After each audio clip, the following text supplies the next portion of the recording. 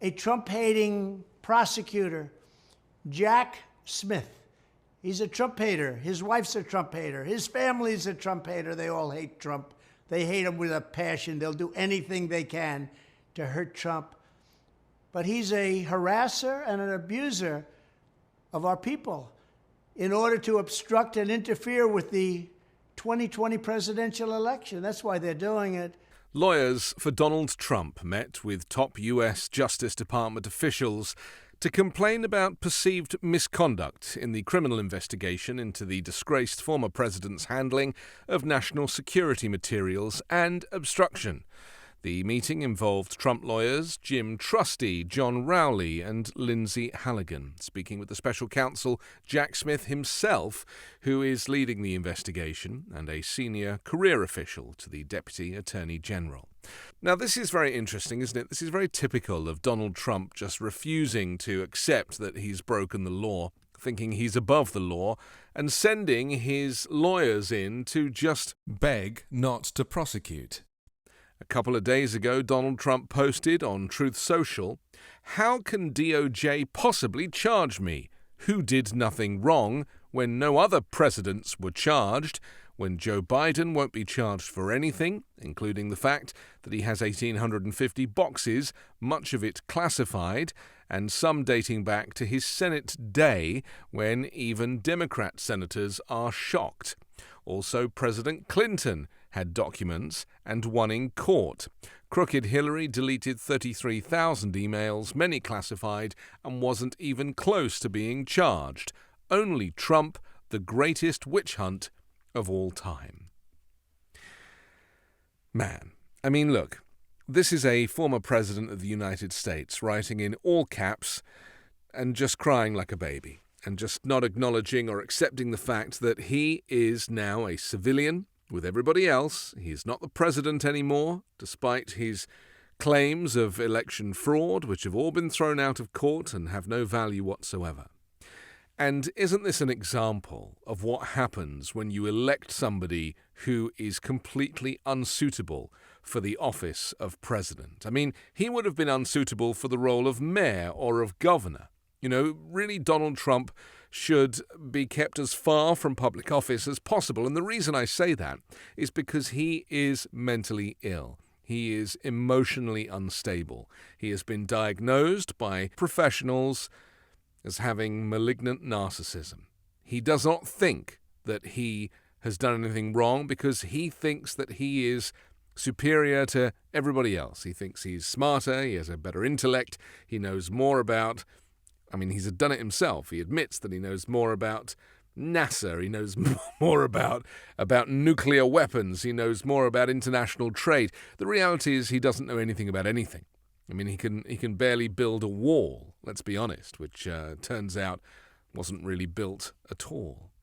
And this is the reality, that to have a former president of the United States be critical of the Justice Department undermines the Justice Department for all other cases and all other crimes.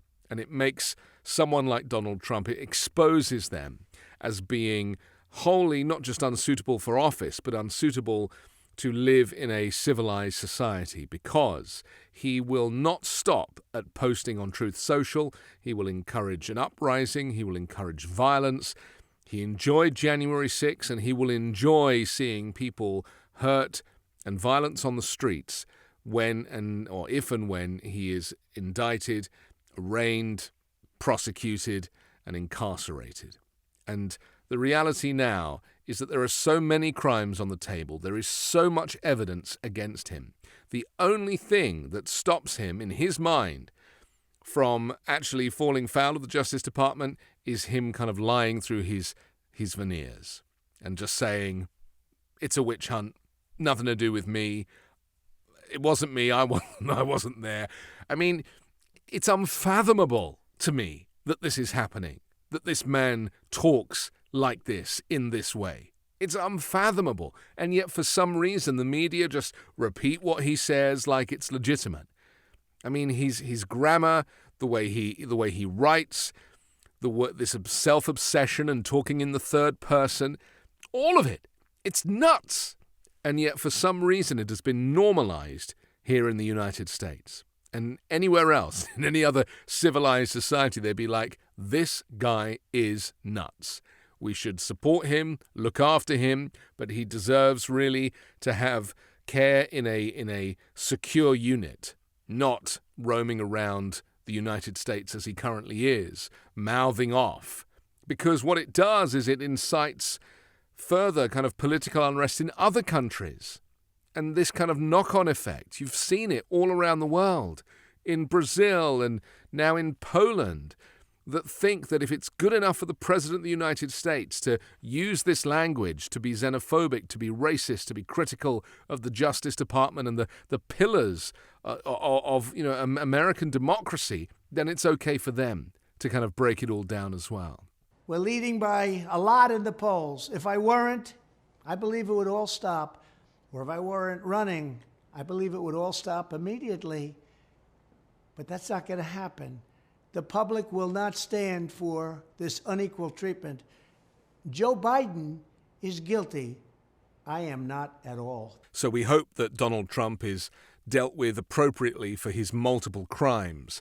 But at the same time, we hope that, the planet survives, because the knock-on effect of an autocrat or a dictator or a wannabe dictator, in the case of Donald Trump, is seismic. And it lasts for decades. It is not just a kind of temporary thing. Trumpism will last indefinitely until there is some significant shift, because his supporters, people believe what he says, and they don't have that kind of common sense radar that you and I have, where we recognize that we're dealing with a madman who has been legitimized and normalized by the media and by society.